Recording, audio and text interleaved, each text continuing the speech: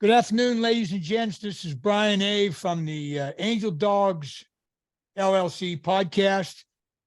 It is with great honor today that what we talked about on the intro, that we have retired combat vets and first responders that are going to give you all the presentation on Gunny's Ridge in honor of Gunnery Sergeant John Wilson. So I'm going to let them take over the slide presentation. I'm going to jump in on certain slides, and I have some questions to expand upon for the audience so they understand what this is all about, and then we'll go from there. So with that being said, the vice president is retired trooper Tim Mott, 2 combat tours of duty. He's well familiar with the PTSD program. I will let him expound upon that, and we'll talk about that a little bit more as we go along. And with that, I turn it over to Vice President Jim Mott. Yeah, how you doing, Brian? Thanks for having us on. As you said, my name's Tim Mott. I'm a retired Pennsylvania State Trooper, and also 25 years Army and Air National Guard. Myself, and along with Mike Snyder, and a host of other people, we decided to form a nonprofit organization in honor of our friend and fellow motorcycle club member, John Gunny Wilson. Back in 2015, we formed a motorcycle club, a veterans motorcycle club, and John Wilson was a founding member of that.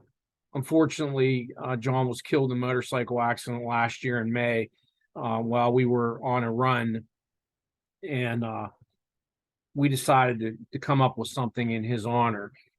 He himself, a combat veteran of Iraq, multiple tours, Purple Heart. He had struggled himself with PTSD, as did other members of our motorcycle club, including myself.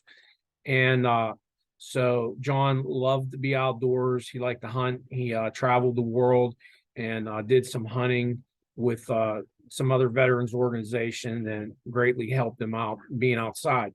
So I own 101 acres out in Hanover Township, Washington County, Pennsylvania. And a group of us got together and decided that we wanted to make this nonprofit, and we called it Gunny's Ridge Outpost for veterans and first responders. And we wanted them to have basically a secure environment where they could get together with like-minded people, share stories, and take part into some activities that would help themselves in both mind and body.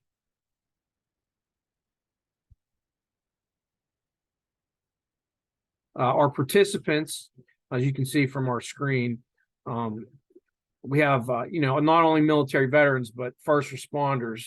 And as you well know, from being law enforcement, there's really not a whole lot out there for law enforcement. The days of Andy Fife have been long gone for decades. Our first responders encounter lots and lots of trauma on a regular basis, and they're not really being taken care of. And we can see the things that happen as a result in the media with all these problems. The suicide rates are through the roof, not only with veterans, but first responders. We all personally know people that have committed suicide. But not only just the veterans and first responders, but we want to use it as a training facility for mental health professionals. We want to do boot camps to introduce people to military and first responder lifestyle and some of the things they go through. We're going to do boot camps with clergy and also corporate leaders. Hey, Tim, I have a question on this slide right here. Yes, sir. In Pennsylvania currently, do we have any form of something similar to a PTSD, for lack of better terms, a rehabilitation center or a training center? Is there anything currently in the state of Pennsylvania on this? For first responders or or either or? I mean, other than the VA, the problem in Pennsylvania, especially, you have an overwhelming number of small boroughs, townships, municipalities that all have their individual police departments, fire departments, et cetera. With that, there's different policies involved. So, a Pennsylvania state trooper or a Pittsburgh police officer involved in an officer involved shooting or a critical incident versus, the local police department, 2-3 man police department. The resources are different. The support network is going to be completely different. Understand. And one thing unique about Gunny's Ridge is this brings both, there's always been an emphasis on the military, with the global war we fought for the last 20 years. That's been at the forefront. But bringing both military and the first responders together, because they both have similar types of traumas that they encounter. And, That's correct. to have them both come together and pull resources is one thing that's unique about our organization. I have personally, in my over 3 decades, state, local, and federal law enforcement, I have never been privy to a PTSD type program for LEOs and or first responders of any type. So this is really sounds to me, it's groundbreaking. Okay. Yeah, and to be honest with you, we're an example of that, and excuse our dogs in the background. These are our service, the training back here playing with each other. And I have them also. But, that's the thing. Most of, we're a prime example of that. Drew, myself, and Tim, we're all veterans that went into law enforcement or some kind of first responder. So quite a few, the majority, I would say, of our first responder community come from a veteran background anyway. That's correct. And the other thing is the numbers aren't really out there. For years they talked about 22 a day veterans killing themselves. That number more recently has been they've looked at other factors other than just somebody shooting themselves or blatantly committing suicide. That number is closer to 44 a day now when you take in those other self-destructive behaviors that are leading to death that weren't originally attributed to suicide. Sure. And alcoholism and prescription drug use and Exactly. painkillers. And that's, and first responders are twice as likely to die by their own hand than they are in the line of duty. And again, like Tim said, we all have people that, just among people in this room, we all know people that have, unfortunately taken their own lives because they didn't know, same on our end. Yeah. Same thing. Okay. Continue on. Yeah, our 5-person board, I don't know if I mentioned, was all 5 of us are service-connected disabled veterans. 3 people on the board are both veterans and first responders, and the other 2 members of the board are combat veterans. Why don't you want to go ahead and give out the names on that? You want me to do it? Go ahead. The president is Michael right there, Ray Snyder on the right side of my screen. Of course, the vice president is Tim Mott. You've already met him. Our treasurer is Drew. I'm going to mess this up. Volcheko. Assistant treasurer Tom Rutowski. Secretary Joe Tosnak. That's a good PA name. Sergeant at Arms Wally. Wally. Wally P. Wally Go ahead. P. Go ahead. Good Wally Polish P. name. Okay. Hakorski. The folks will have to get that later. I can't pronounce that name. I'm sorry. I'm from Johnstown, so I can't do that one. And the project manager is Larry Shaw. Continue on. Thank you. Okay. So there's things out there, for veterans. A lot of it centers around, entertainment and things like that. Groups that take veterans hunting and fishing, various types of activities, but they don't address the core issue of dealing with the PTSD. And that's, like Mike said, that's what separates us. So what we'd like to do, we want to do this in a small group format, so that we have, good control. We have a good instructor to student ratio, and then it's more intimate. People feel secure. They feel they're with people that they can trust. And we have a whole host of activities that we're going to do. But more importantly, we are partnered with two organizations that have they're established and well-respected practices in treating post-traumatic stress disorder, which is Fortis Future run by Dr. Tim Murphy, and Adventures of Training with a Purpose, which is run by John Kolb, who's a former Pittsburgh Steeler, 3-time.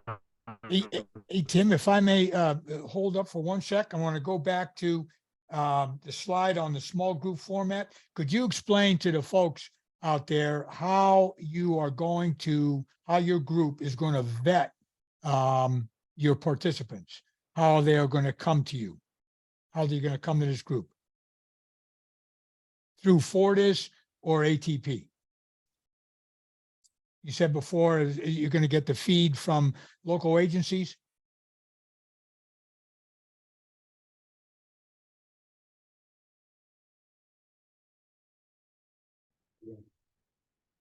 Hey, Tim, I'm going to butt in here 1 second to educate our audience, so to speak, on the numbers. And these are your numbers.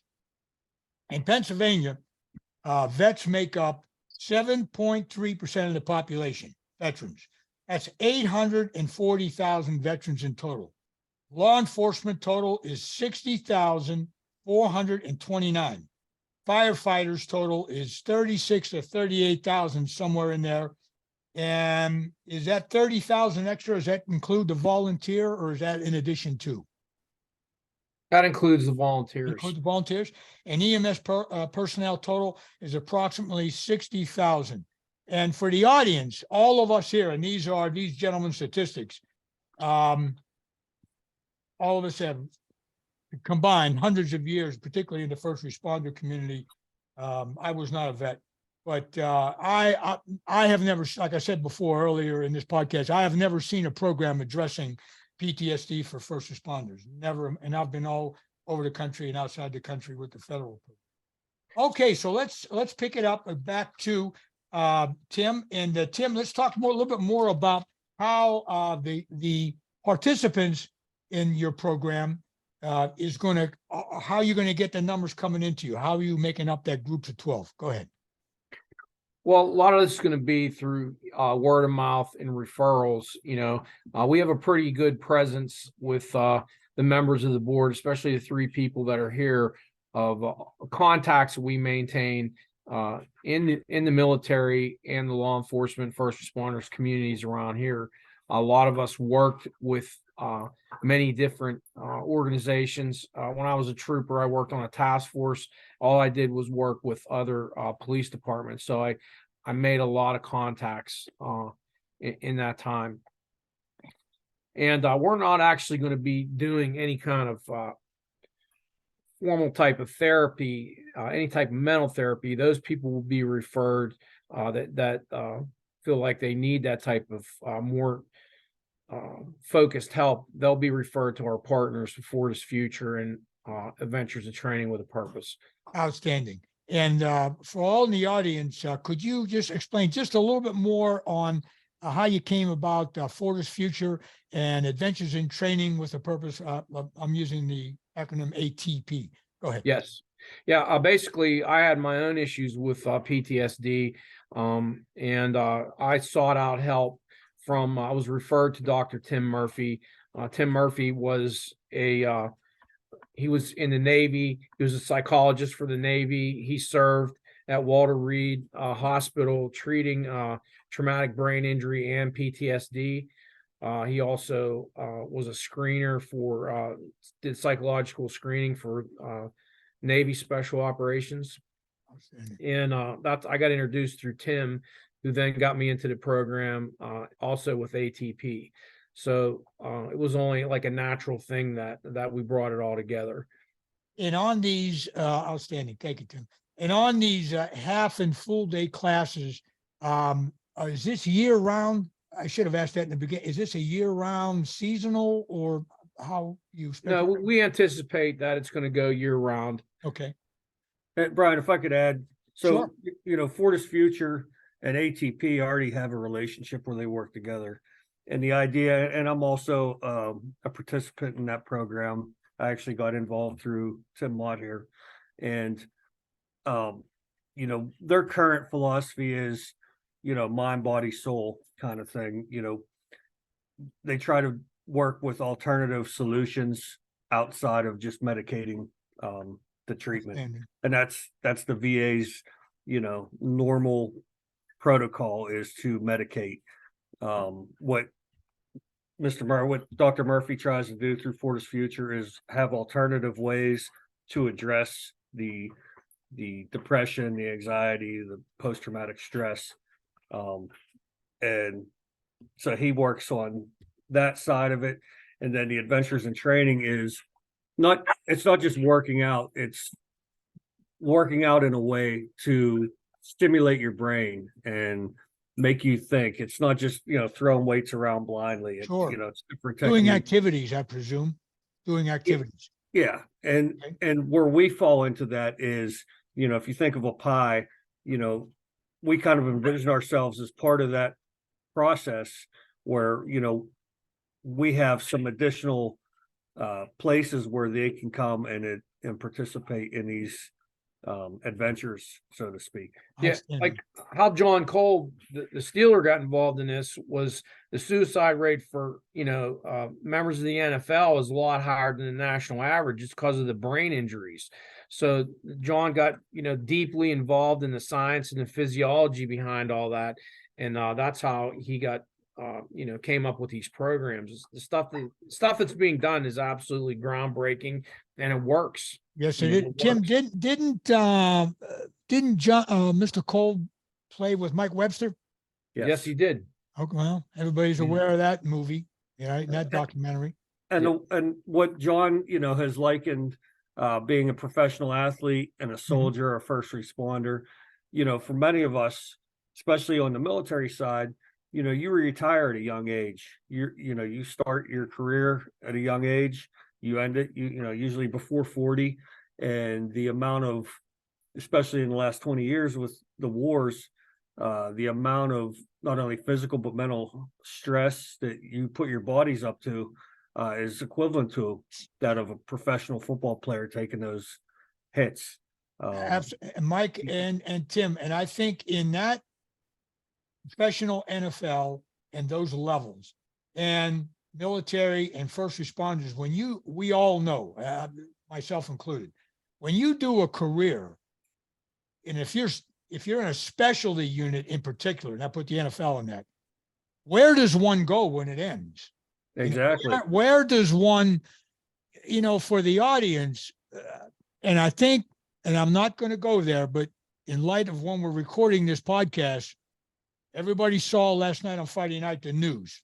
Horrific, of course. It's a whole nother subject. But the bottom line is, where do these first responders and military vets go? Where do they, when they're put out into the public? And again, I speak for myself included.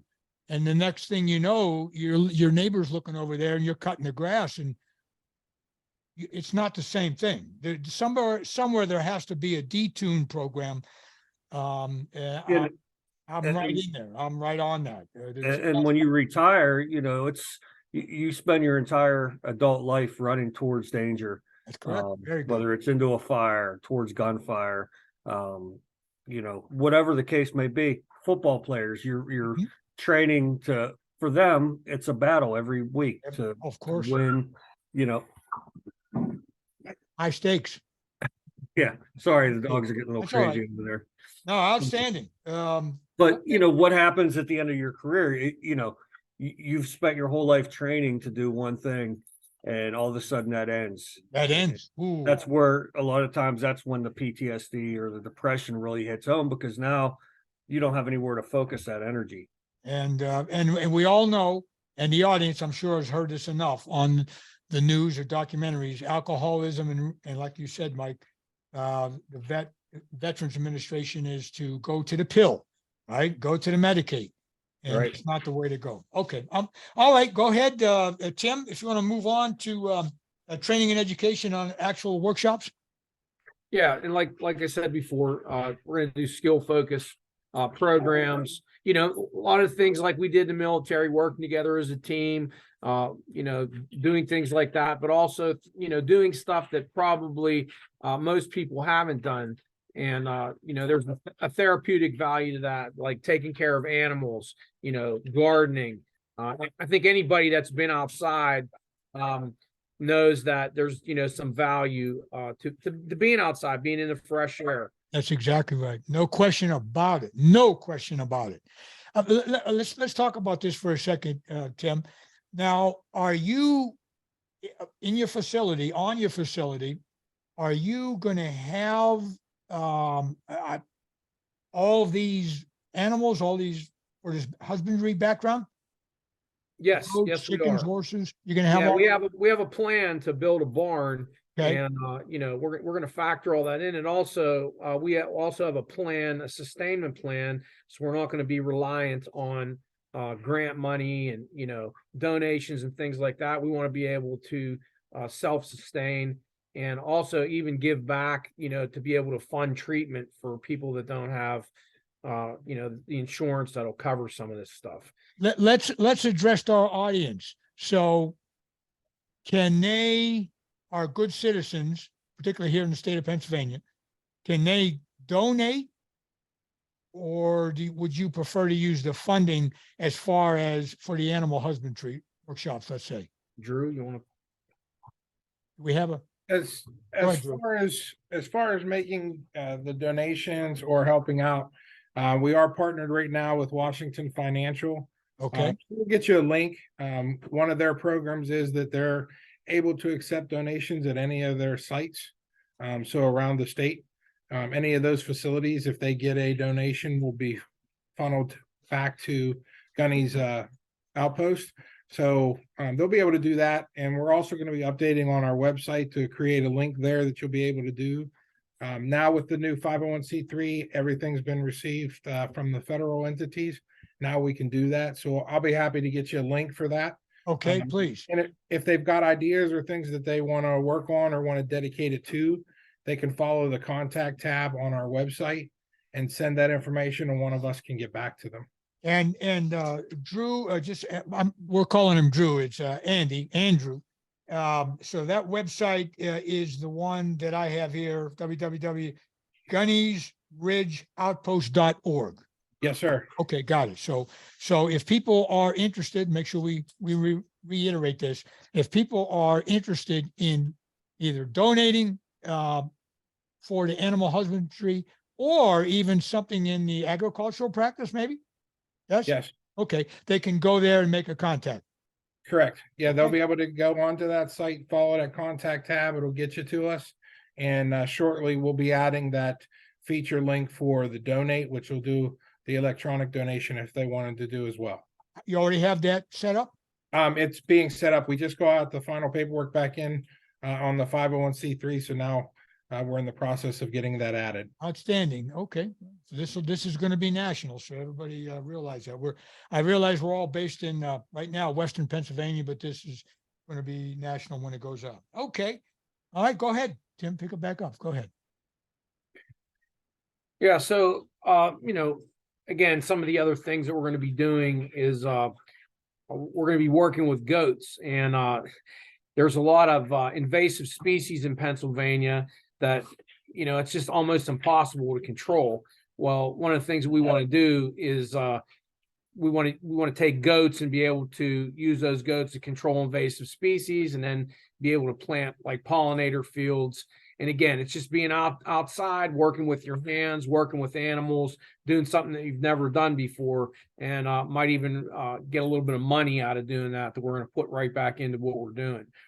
We do woodworking. A couple of us are versed at woodworking. We have all the equipment. We've done some workshops with some veterans in the past with PTSD, and I absolutely loved it. Taking a piece of wood, and then making it into something beautiful. Again, some really good therapeutic value and all of that. And again, for everybody, let me hold up on that slide 1 second. We go back to that on the bottom there, skills development.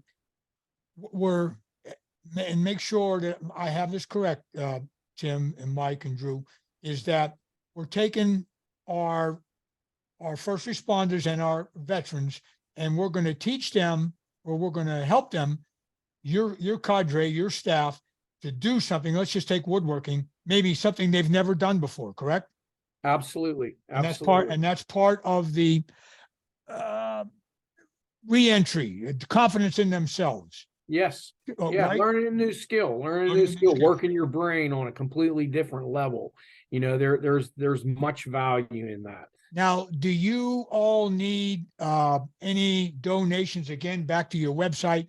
Do we need any equipment donated on this? Sure. Yeah, we'll take Okay. anything that we can use. Absolutely. Okay, very good. Beekeeping, I mean, that's something. Okay, One other thing, Brian, to add Sure. is, we also have some, Marine veterans who are skilled in taking down trees and doing the logging portion of that and utilizing Outstanding. that. And, they've come on board to be able to take veterans, so when we're clearing the property we'll be using, those trees will then be taken into account and funneled back into the woodworking program. So what Wow. we take from the land, we're gonna reinsert it, plus teach veterans how to do that skill, because I know before, I had this Marine teach me, I didn't have a clue. how I to would take it agree. down. That's something. I mean, you're talking about taking a tree and turning it into a table. Yeah, Okay, and that's I, what it's gonna do. It's gonna take care of itself. We'll use the resources that are there and put them very right back cool. into the program. Very, wow, that's something. Okay, go ahead, Tim. Yeah, and then planting another tree, making this thing sustainable. It all kind of works together in a big, uh, relationship. And again, like there's a stigma about, when somebody thinks of mental therapy, they think that you're going to be in a room full of psychiatrists in a straitjacket. But physical therapy can be walking out in the woods. Well, walking out in the woods is also mental therapy as well. And we're trying to remove some of those stigmas. Absolutely. That it's just outstanding. I just can't imagine anybody not following up and supporting this program.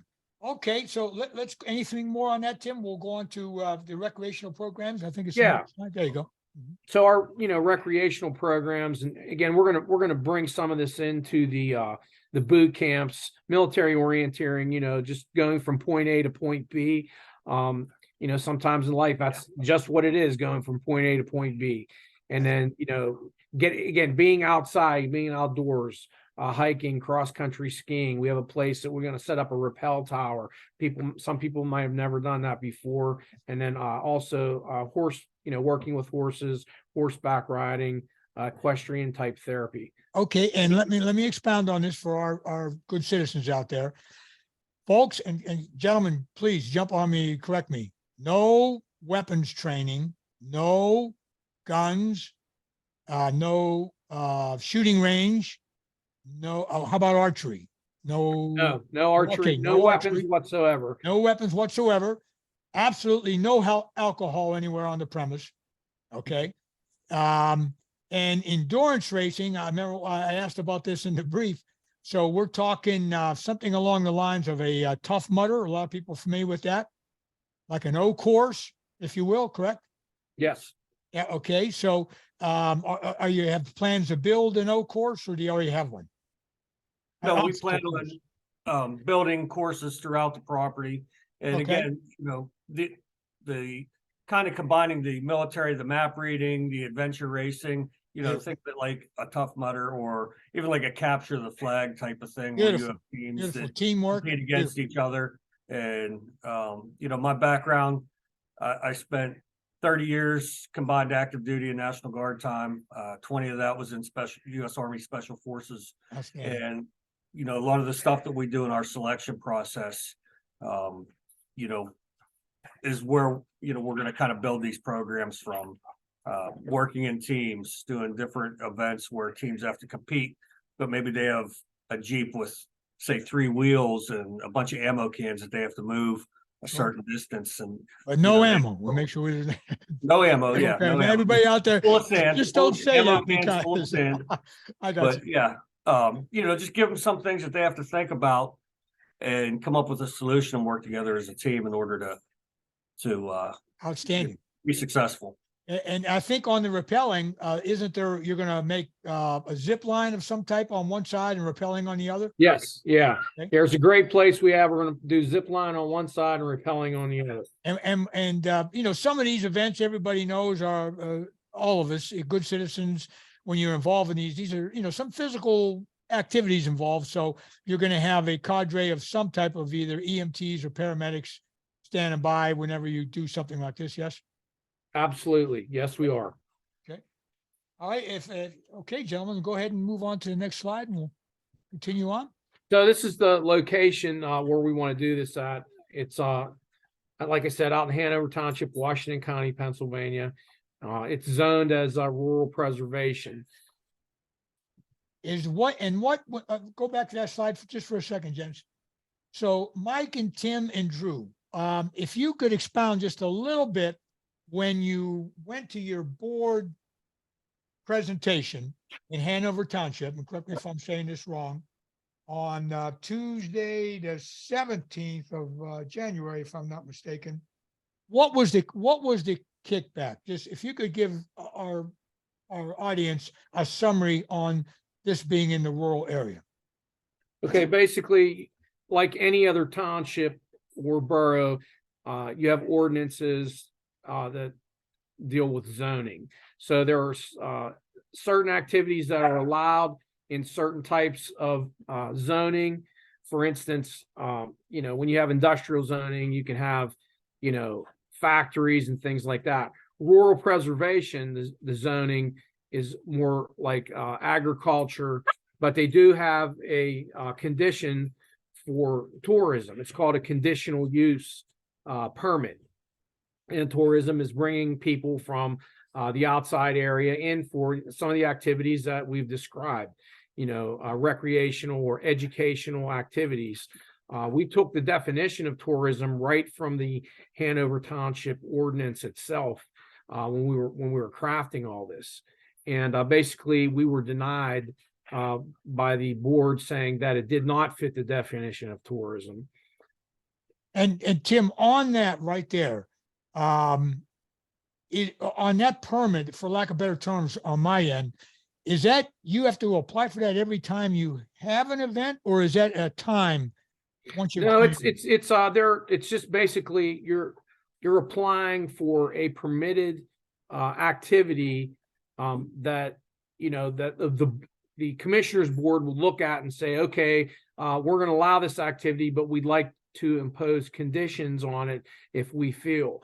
And what we actually did we were proactive about that, and we imposed our own conditions. We had a 15-point plan. We imposed our own conditions. Some of the things you said, no alcohol, no firearms, having trained medical personnel, screening process, and again, it was just flatly rejected by the township.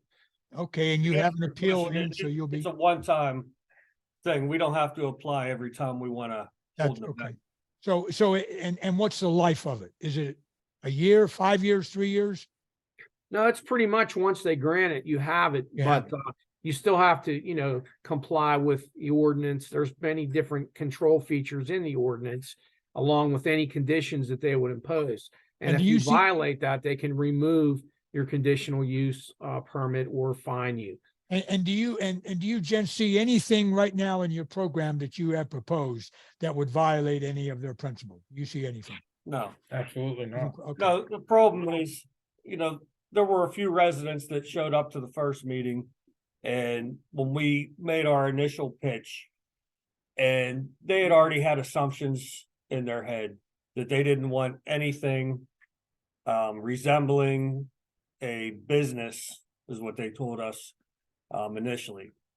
And they said we didn't give enough detail. So when we came back for the continuance, we had a full plan laid out. We addressed some of the concerns that they had, and they still kind of just ignored it. And they already had their own agenda planned, because one of the residents had gone around with a petition, and we later found out that she was telling people that we were putting in a gun range for veterans, and this was going to be like an outlaw motorcycle club / militia training. And some of the residents she talked to had dementia or Alzheimer's and didn't even know what they were signing. And they entered that into evidence, which, it was based on false information that was put out there. False and misinformation, which Yes. seems to be the plague these days. And for the audience and these gentlemen, I want to comment on something here. This week, everybody knows who Joe Rogan is, right? #1 podcaster in the universe right now. Yeah. Well, he had on a retired Green Beret, Master Sergeant Mike Glover. He was on this week, and the number escapes me right now. But for the audience, just on what Mike and these gentlemen are saying here, go back and listen. It was this week. Again, the number escapes me off the top of my head. Go back and listen to that podcast of Joe Rogan interviewing Mike Glover on Spotify. And just almost exactly, because Mr. Glover, Mike Glover, a PTSD certified, whatever the label you want to put on it, he admits it. He has a training cadre for citizens and LEOs, law enforcement agencies across the land. And he was unfortunately, all of us, our alma mater, the federal authorities thought just what Mike just said, that he was out of bounds and running a militia when he was doing like canning and training people how to can peaches. I mean, it's just crazy stuff. So everybody needs to know and go to your locals, and this is going to go out everywhere, and pay attention to these kind of things, because this is important. I'm sorry, I kind of got off. That episode, by the way, is number 1931. Thank you. On Joe 1931. Joe Rogan, again, Joe Rogan interviewing a legendary man, retired Master Sergeant Mike Glover. And there's so much in there that everybody needs to listen to it and prepare yourselves in your local communities anyway. All right, I don't want to get off. Thank you, Drew, on that. Okay, so guys, there's one thing now, based right where we're at right now, and then we can move on into the buildings and that. Do you have do we need, and I say we, I'm trying to help you, so we're all trying to help you. So do you have a legal cadre? Do you need a legal cadre? Yeah, at this time, we were approached by a gentleman by the name of Thomas Lonich, who specializes in municipal law. He contacted me, thought the program was a great idea, and that he wanted to help us. And had we known we were going to get all this opposition, we would have got him on board from the beginning. But he feels very confident that we're going to win this on appeal, and that even things that were in our denial letter are going to be turned around and used against the township. Outstanding. Well, for all of you out there, and I know right in the Pittsburgh area, there is a law firm, skips my brain at the moment, but retired vets are members of it. So these gentlemen could use your help. Anyway. Okay, so let's go. Anything else, guys? I'm sorry, I don't want Yeah, just one thing I wanted Go to ahead. touch on was there was some testimony at the hearings. One guy in particular said, we don't know what kind of monsters you're going to have running around here. Oh my. And again, it's just, how horrible we all felt when he said that, just like reinforcement of these negative stereotypes that have no place in it. If there was somebody sitting up there in a wheelchair or, some other type of disability, never in a million years would somebody make a comment like that. Absolutely. But it's tearing down these false impressions of what mental illness is and what it isn't. So we think that's important to know. It's very important, Tim. And again, all of you in the listening audience, Joe Rogan interviewing Mike Glover, everything that we're talking, I got goosebumps right now. Everything we're talking about was in that podcast. And Mike Glover, retired Green Beret, again, unbelievable. And thanks to Joe Rogan for interviewing him. It's all there. So, Drew, I'm sorry, what was the number on that podcast? Joe Rogan, 1139, was it? On Mike Glover, 1193. Anyway, they can look it up. It's on Spotify. It was this week. All right, Tim, Mike, anybody want any more? Then we'll move on to we're pushing the time here a little bit. Move on to the layout and the main building.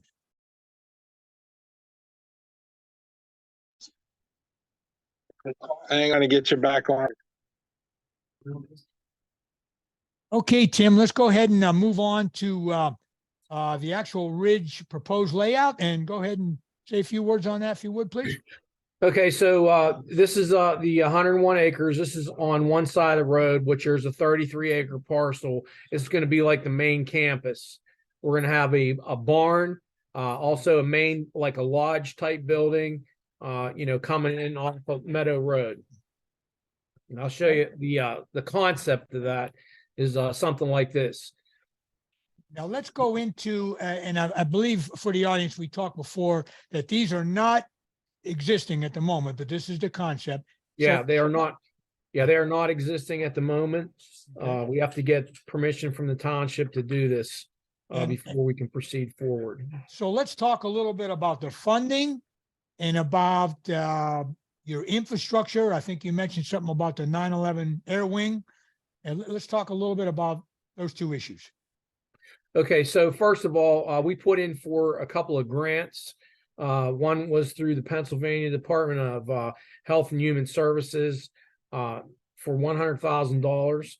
And also we put in a grant through what's called LSA funds that come from the gaming industry, a local shared account. And Clay and myself went and did a presentation for that, and that is for an additional $266,000.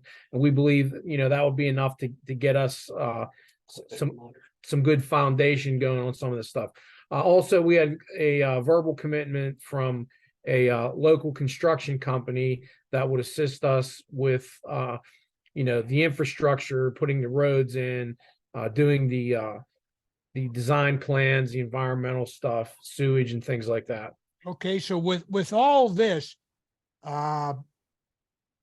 in the planning stage, when would, if you get through the board, you get your permits, you get your tourism situation, what are we talking? What's the proposed time for this to break ground? Or We have an actual plan. As soon as we get the go ahead from the township, we actually going to start on the site plan itself, and we would expect to break ground this spring. But everything's going to be dependent on us getting permission from the township. And do we have a date yet for your appeal next hearing? We do not. Okay. We do not. Okay. Unfortunately, we went, when Tim and I went to the LSA hearing to do our presentation, we made it to that next round, which is a promising position to be in. But the thing that's probably going to come back and hurt us is the fact that we were waiting for that appeal. So we may potentially lose that pot of money just because we're in a holding pattern with Hanover Township, which means, we just have to wait till next year to reapply for that money. You'd have to wait till next year to reapply? Yeah, and we could also sue Hanover Township for damages if we end up losing that money because of this process. On your website, gentlemen, do you have, I know you met Drew, you said something, Andy, you said something about it. You have like a GoFundMe, or can you use something like that, or no? As far as that type of funding, we would much rather do it through Washington Financial, because then they can do it electronically or take it to any branch and it will go directly into that account, which allows more accountability. Plus, we can thank those who do that. So that direct funding would be better than, source funding app, where we would lose some of that money by paying the fees or other costs related to that. Okay. There are other organizations that I've worked with, and that Washington Financial is a great partner to have, and all of their branches will work together. So if you were, for say, in Cranberry or Mars and made a donation at that local branch, it's then placed into the account here in Washington County for us to use. So no matter where you send it, take it, or electronically click on it, it goes straight to, and those funds will be directly used. Okay, now for our audience, Drew, how about outside of the area? Outside of Western Pennsylvania? The electronic donation you would be able to do through PayPal, et cetera. That's the function that we're just adding now that the 501c3 has received back. So they'll be able to utilize that anywhere. They'll be able to click on that donate link soon from anywhere they get online and be able to send it directly in. Outstanding. And we have, or you're going to have, I would guess, I don't know the answer to what I'm about to ask. Is you have some type of internal control audits and, or Washington Financial does and all that. Yeah, anytime we do anything with them, they'll provide us, so say, one of us would stop at the bank this week and there had been 10 donations in. When they do that, they'll also print us copies and show us what the donations, where they were and who made Okay. them, which allows us, again, to be able to thank those people, and Sure. keep that accountability. And anything we do that way, we're scanning right in so that our, we're very fortunate that our CPA accountant is also an attorney. So we constantly being updated on any IRS procedures that would happen, making sure we stay in front of those, and that makes the accountability much easier for him to handle for us. And the, this is all, as the word is these days, the buzzword transparent. Correct. Okay. Transparent, absolutely. Okay. That's the key, gentlemen. Okay. Any more on the buildings or the funding, that we didn't cover? Or anything the audience needs to know on where to go? Nope. Okay. One thing before we move, on my final slide, I'm following along here on the, I think you already really touched on the zoning proposal, but yeah, there we go. Okay. There's so operational funds, fees for services, sale of agricultural products. The sale of agricultural products is from where? That's part of the sustainment plan, like talked about earlier with the goats. Okay. You know, honey, you know, from doing the beekeeping, also doing like the woodworking. We plan on, you know, doing like a veteran first responder type themed furniture and Okay. selling that. So gentlemen, is that going to be online or on Yes, it's site? going to be online. Yep, Beautiful. it's Okay. going to be online. Okay, very good. All right, we covered that. And I we think Drew covered had something he donations, wanted to add. sponsorships. One other thing on the Go ahead. funding side, Brian, is any type of corporation or business, whether it be local, national, or international, that would be interested in helping, is Okay, we would like to set up an endowment. If somebody is so willing to do so, that endowment, based on whatever level they would want to partake in, that endowment would allow us to have a crisis fund constantly available. So say there was something, you know, this past year in our area here, we had a microburst come through and cause a ton of damage. okay, If that was to happen, that endowment would be there to help for the facility, for the programs, and keep that continuity. And with the endowment, if we use, say, that we had $30,000 in damages that we repaired or replaced, then that company could reimburse that. That would stay constantly at the ready. As we all know, when Murphy gets involved, you know, things can go wrong and things can happen. So having that endowment with a corporate partner makes it a lot more settling to know that if we have a crisis, we have the funding available immediately to help out. Drew, I'm glad you brought that up. Now, how about, and maybe I'm stepping out here, what about universities?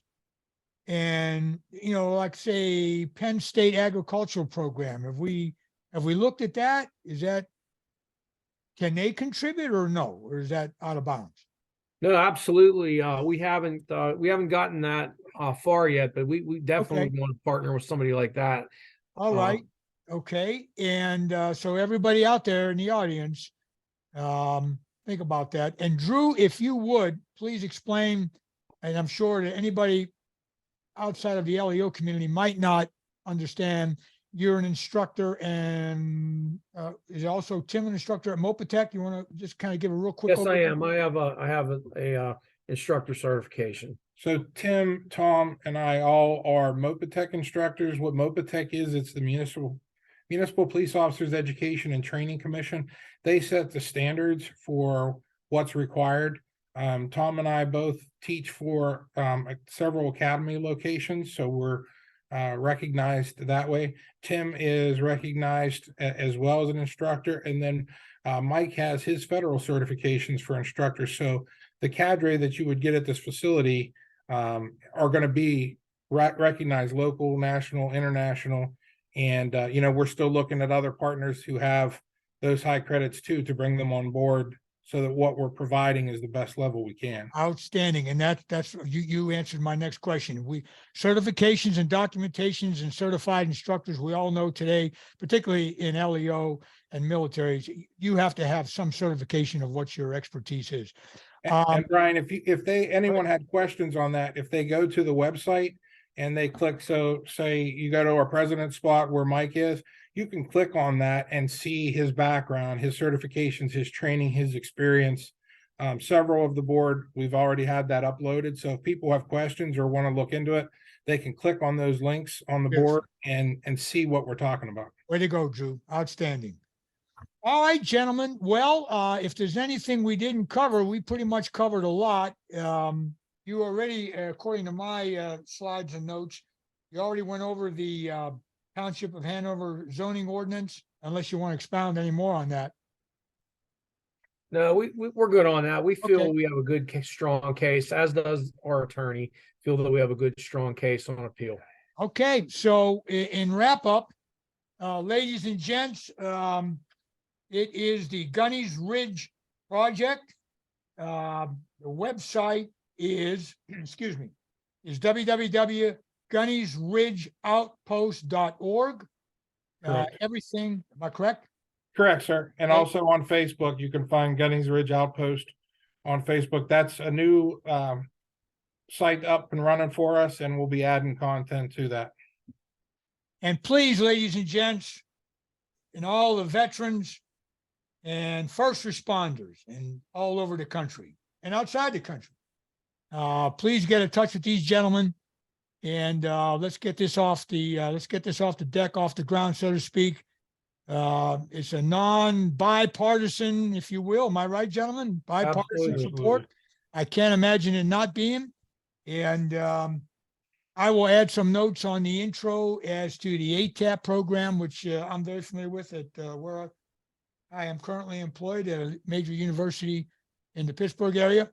And gentlemen, anything in conclusion? I'd just like to add, thank you for, taking the time and having us on. I just want to add that, for the viewers out there, anybody that knows a veteran or a first responder that's in need, we get calls all the time. We're more than willing to, have them contact us. We can help them, put them in the right direction, whether it's help or just needing somebody to talk to. So, make sure you can reach us through our website as well. Send us a message or through you, and you can get their contact. Yes, I will send it your way, and I'll put that on my intro. And gentlemen, it's been a pleasure, and I'm proud to say that I have been in contact with the gentlemen before you on this screen and others all over the country, some outside the country, and wouldn't trade their friendship and comradeship for anything. Gentlemen, Thank Yeah, you, Brian. okay, thank you, and we'll see you later. I'll be back in touch with you. Thank you. Take care, brother. Take care now.